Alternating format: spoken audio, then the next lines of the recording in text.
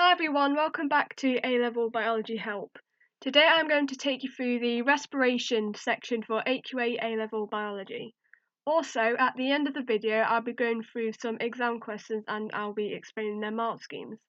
And as always, in the comments section, I will be putting timestamps to each of the sections in the video so that you can skip to them if you do not want to watch the whole thing. Right, so let's get started. So this is the content that we are going to cover today. First, we're going to cover glycolysis, then fermentation, which is part of anaerobic respiration. Then we are going to cover the Krebs cycle and link reaction, which is aerobic. And finally, we'll be covering oxidative phosphorylation, which is also part of aerobic respiration. Right, so let's get started with glycolysis. Glycolysis, as the name suggests, is the splitting or the breaking down of glucose. Glycolysis occurs in the cytoplasm, and it is the first stage in both aerobic and anaerobic respiration. Therefore, we can confirm that glycolysis is an anaerobic process. So the first step is that you have glucose, so your average glucose molecule, which has 6 carbons. So what happens to the glucose is that it is phosphorylated, which means phosphate groups have been attached to it. This happens twice to create glucose phosphate, which also has 6 carbons. So you're probably wondering, well, where does the phosphate come from? The phosphate comes from the hydrolysis of 2 ATP molecules. So 2 phosphate molecules are released from 2 ATP molecules to phosphorylate glucose twice. This means that 2 ADP molecules are produced. So ATP is used at this stage. Next stage is that glucose phosphate is split into 2 triose phosphates. Triose phosphates have 3 carbons, so they have been split. The next stage is an oxidation, which produces 2 molecules of pyruvate, also a 3-carbon molecule. So this is an oxidation reaction. This requires the conversion of ADP to ATP. So the phosphates from the triose phosphates get transferred to ATP. So phosphorylation of ADP occurs to produce 4 molecules of ATP. Also, the oxidation works by reducing 2 molecules of NAD+ to NADH, or reduced NAD. Now, it's easy to get confused between NAD and NADP, which is the molecule in photosynthesis. So don't get confused between these two. The way I like to remember it is that NADP, well, the P can stand for photosynthesis, if you like, even though it stands for phosphate. That's the way I like to remember it. So, therefore, the main products of glycolysis are 2 pyruvate molecules, 2 reduced NAD molecules or NADH, and 2 net ATPs. So you're probably wondering, well, 4 ATPs are produced, not 2. Well, normally in science we say 2 net ATP are produced, as 2 ATP molecules are going in at the start and 4 ATP molecules are coming out at the end. So we have gained a net gain of 2 ATP molecules. So that is glycolysis. So now I'm going to explain anaerobic respiration. Anaerobic respiration is respiration that occurs without oxygen. So it's different in plants and microbes compared with animals. In plants and microbes, the pyruvate is fermented to ethanol, so it is a fermentation reaction. But in animals, pyruvate is converted to lactate, or lactic acid, as you probably would have heard of, which is the molecule that causes a stitch when you're exercising. But the main thing that we need to point out is that NADH, or reduced NAD, is reoxidized to NAD+ again, so that it can enter glycolysis. So this is the main point that you need to know about anaerobic respiration. So NADH is reoxidized, so it can re-enter glycolysis so that it can oxidize triose phosphate to pyruvate. So now I'm going to walk you through the next stage of aerobic respiration, which is the Krebs cycle. named after the scientist that discovered it, Hans Krebs, or Sir Hans Krebs rather. So the Krebs cycle occurs in the mitochondrial matrix. If you are not familiar with the parts of the mitochondria, please check out my video about the structure of eukaryotic and prokaryotic cells. But first, the pyruvate has to enter the matrix from the cytoplasm, and it does this by the process of active transport. Now, I mentioned how active transport works in my video about transport across cell membranes, so if you haven't watched that video already, go check that out. So, pyruvate can't actually enter the Krebs cycle. First, it has to be converted to acetyl coenzyme A for it to be able to enter the Krebs cycle. This is through the link reaction, so I'm going to explain that now. So you have your pyruvate, which has 3 carbons. It is then converted to acetate or oxidized to acetate, which acetate is a 2-carbon molecule, so carbon dioxide is released in this process. Also, a molecule of NAD is reduced to form NADH. The second step requires the addition of coenzyme A, which is a type of enzyme, or you can write CoA for short. So coenzyme A is added to form acetyl coenzyme A, or acetyl CoA, which is also 2 carbons. So the next step is the Krebs cycle. So this is quite a terribly drawn Krebs cycle around me. So the first step is that the coenzyme A from acetyl coenzyme A dissociates, which allows the acetate to enter the Krebs cycle. So the first step is oxaloacetate. Bear with me while I get my pen. So oxaloacetate, which is a 4-carbon molecule, combines with the acetate formed by the release of coenzyme A to form citrate, which is a 6-carbon molecule. So a 4-carbon molecule from oxaloacetate and 2 carbons from the acetate combine to form citrate. Citrate can also be known as citric acid in its protonated form, so that is why the Krebs cycle is sometimes called the citric acid cycle. So citrate has 6 carbons. The next step that happens is a decarboxylation to a 5-carbon compound. Now at A level you do not need to know the names of these compounds here. So as this is a decarboxylation, carbon dioxide is released. Also, NAD+ is reduced to NADH or reduced NAD. So this produces a 5-carbon compound as decarboxylation has occurred. The next stage is that the 5-carbon compound is decarboxylated again to a 4-carbon compound. Again, you do not need to know the names of these compounds at A level. This produces the same byproducts as this stage here, so carbon dioxide and reduced NAD, or NADH. Now the next stage is a bit different. The 4-carbon compound here is oxidized into another 4-carbon compound. Now what happens here is that NADH is not produced this time. ATP is produced from the combining of ADP and PI. This is what we call substrate level phosphorylation. It is key that you remember that term, substrate level phosphorylation. The next stage is that this 4-carbon compound is oxidized again to a different 4-carbon compound. And this time, FAD is reduced to FADH2. FADH2 stands for flavin adenine dinucleotide. So it is slightly different to NAD. The next stage is that this 4-carbon compound here is used to regenerate oxaloacetate, also reducing a molecule of NAD to NADH again. So it cycles round to regenerate oxaloacetate, which can then combine with acetate again to produce citrate. So that is why it is called the Krebs cycle. Now it is important to know that the Krebs cycle occurs twice per glucose molecule, as in glycolysis 2 pyruvate molecules are produced. So 2 ATPs are produced per glucose molecule, and 6 NADH molecules are produced, and 2 FADH2 molecules.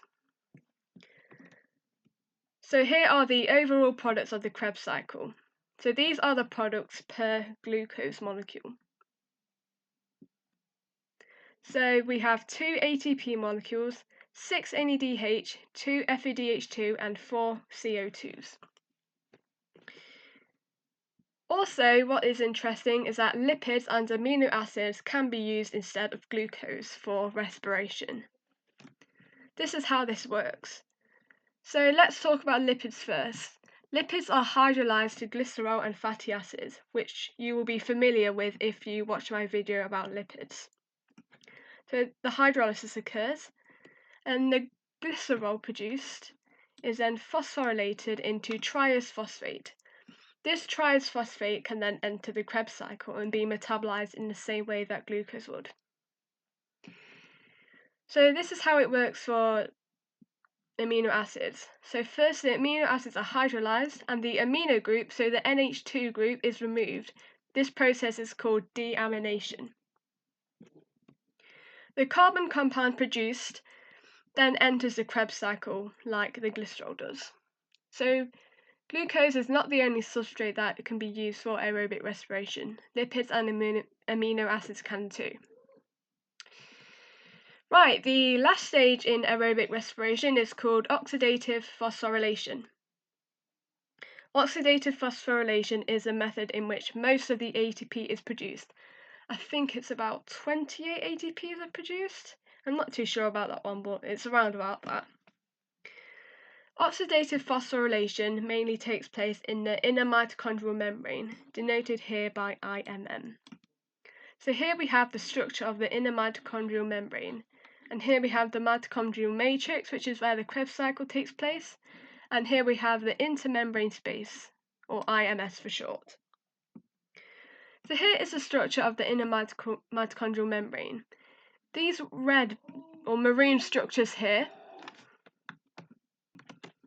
so these are what we call our electron transport proteins. And this funky looking structure here is an ATP synthase enzyme. Now, oxidative phosphorylation has lots of similarities in comparison with the light-dependent reaction of photosynthesis. So if you haven't watched my photosynthesis video, go watch that now. So it follows the same principles as it follows the chemiosmosis theory, but it is slightly different. So the NADH and FADH2 molecules produced by glycolysis and the Krebs cycle are oxidized by coming into contact with these electron transport proteins. Now, you do not need to know the names of these electron transport proteins at A level, but sometimes they are called complex 1, 2, 3, and 4.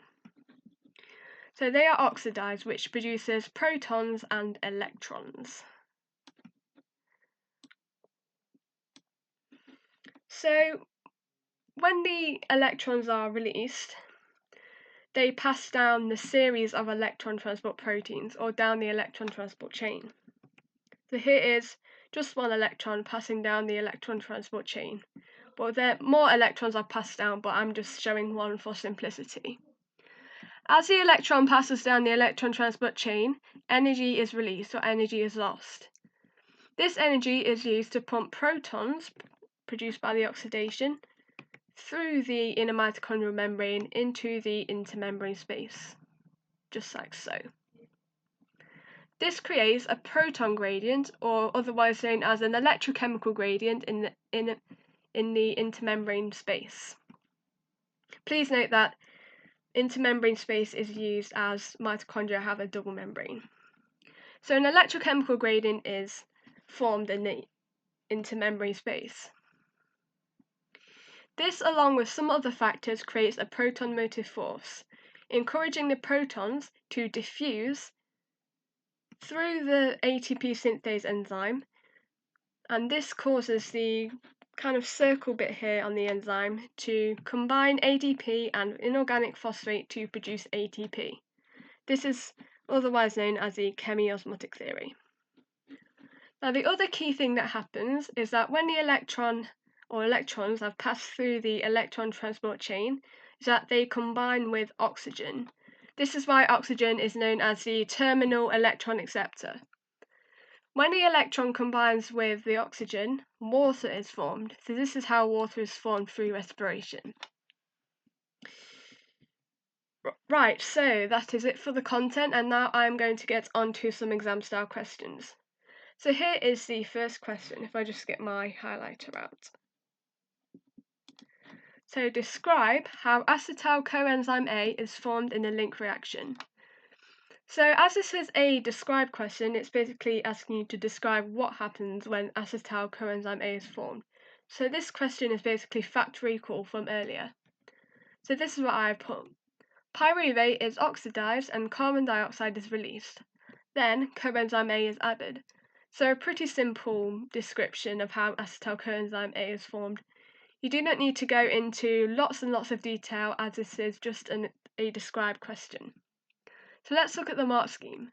Here the first marking point says oxidation of / hydrogen moved from pyruvate and carbon dioxide released. As the word and here is underlined, you must mention both of these points to get 1 mark. So we would get that mark. The second marking point says the addition of coenzyme A. Also they accept NAD is reduced for oxidation, but they would rather you put addition of coenzyme A, as that is the key thing in forming acetyl coenzyme A. So we would get both marks in this question. Let's move on to the next part of the question. In the Krebs cycle, acetyl coenzyme A combines with 4-carbon oxaloacetate to form 6-carbon citrate. This reaction is catalyzed by the enzyme citrate synthase. Now you do not need to know this in the specification because it just mentions them in the exam questions, so you do not need to know that by heart. Right, so the question says, oxaloacetate is the first substrate to bind with the enzyme citrate synthase. This induces a change in the enzyme, which enables the acetyl coenzyme A to bind. Explain how oxaloacetate enables the acetyl coenzyme A to then bind to the enzyme. So as this is an explain question, you need to justify your answer. So my first thoughts is that, well, the question says a change is induced in the enzyme. So if you are familiar with enzyme activity, a change is often a change in shape. So this is what I've written. The active site changes shape. It is often crucial that you refer to the active site, as this is what the substrate binds to. So I've also put, so the substrate is now complementary. So let's look at the mark scheme. So the first marking point says a change in the shape of the active site, or the active site molds around the substrate. So we would get that mark. However, it says reject reference to inhibitor, as nothing is inhibiting the process here. So if you put anything to do with inhibitors, you don't get any marks at all for this whole question, even if the second marking point you put was correct. Also, it accepts a change in the tertiary structure affecting active site. So you can put that as well for the mark. The second marking point says the substrate or the active site is now complementary. And as the word complementary is underlined, you need to put this word to get the mark. Also, it says here neutral reference to 2 active sites. So the examiner doesn't really like it if you put that. So we would get both marks for this question. Let's move on. So this question asks us, in muscles, pyruvate is converted to lactate during anaerobic respiration. Explain why converting pyruvate to lactate allows the continued production of ATP during anaerobic respiration. So if you are thinking already, you need to refer in this question to the regeneration of NAD+, as I mentioned earlier in the video. So this is what I've written. NAD+ is regenerated or reoxidized, or you can put NADH is reoxidized, so it can be used in glycolysis. So converting pyruvate to lactate allows regeneration of NAD+, as I mentioned earlier on, allowing the continued production of ATP, as ATP is produced in glycolysis. So let's look at the mark scheme. Regenerates or produces NAD, or oxidizes reduced NAD. Second marking point says NAD is used in glycolysis. So you get all 2 marks for this question. Also it says accept a description of glycolysis, so that you can put the NAD can then be used in the oxidation of triphosphate to pyruvate, or you can put glycolysis can continue / begin. So let's look at the final part of this question, I think. In muscles, some of the lactate is converted back to pyruvate when they are well supplied with oxygen. Suggest one advantage of this. As this is a suggest question, it often requires your own knowledge or your own ideas. So nothing to do with the specification or the syllabus. So as I briefly mentioned earlier in the video, lactate is the deprotonated form of lactic acid. And as you might know, lactic acid is a substance that causes muscle cramps or stitch when you are exercising. So surely the conversion of lactate back to pyruvate prevents this. So this is what I've written. Lactate can cause muscular fatigue or cramps. You don't need to write any explanation as this is only a 1-mark question. So let's look at the mark scheme. So pyruvate is used in aerobic respiration, or you can write lactate / lactic acid is toxic, or you can write it is harmful or causes cramp or muscle fatigue. We wrote muscle fatigue, so we would get that mark. It accepts pyruvate can enter the link reaction. It accepts reduces cramp or muscle fatigue, but it says neutral reduces muscle aches, as that is not used in proper scientific terminology. Right, so let's look at this question here. The student investigated the rate of anaerobic, so the key term here is anaerobic, respiration in yeast. She put 5 grams of yeast into a glucose solution and placed this mixture in the apparatus shown in the figure below. She then recorded the total volume of gas collected every 10 minutes for 1 hour. So here we have this nice apparatus here with a gas syringe and a conical flask with a layer of oil and your yeast in the glucose solution. So the first part of the question asks us, explain why a layer of oil is required in this investigation. So if you are familiar with the emulsion process,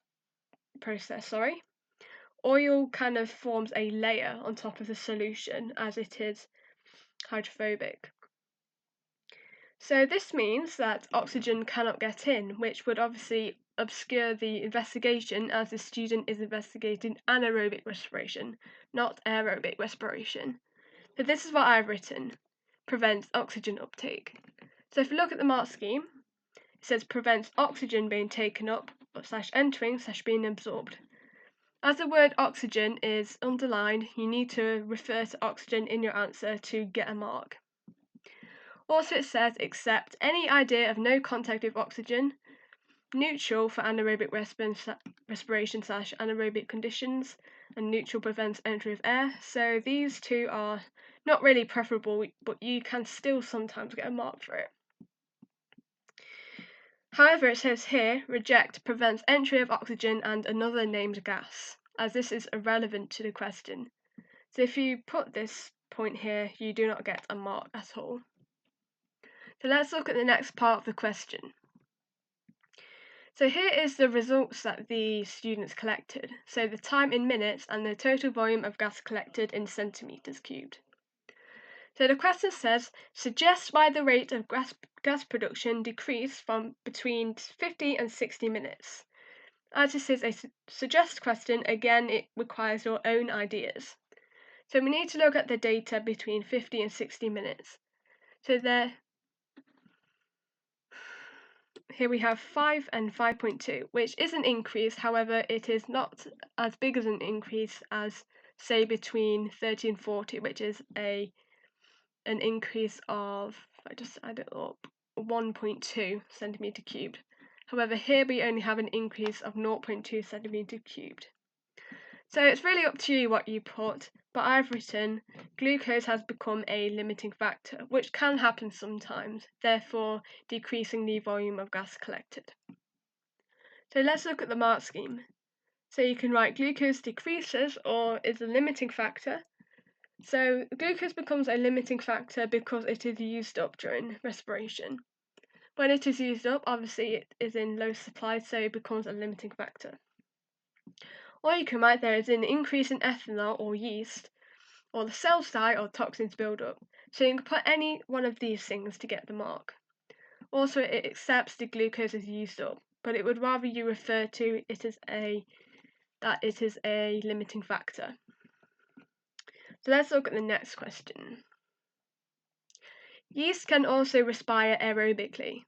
The student repeated the investigation with a fresh sample of yeast in glucose solution, but without the oil. Already you might be thinking that without the oil, oxygen can enter the apparatus, so aerobic respiration can occur. So here it says all other conditions remain the same. So explain what would happen to the volume of gas in the syringe if the yeast were only respiring aerobically.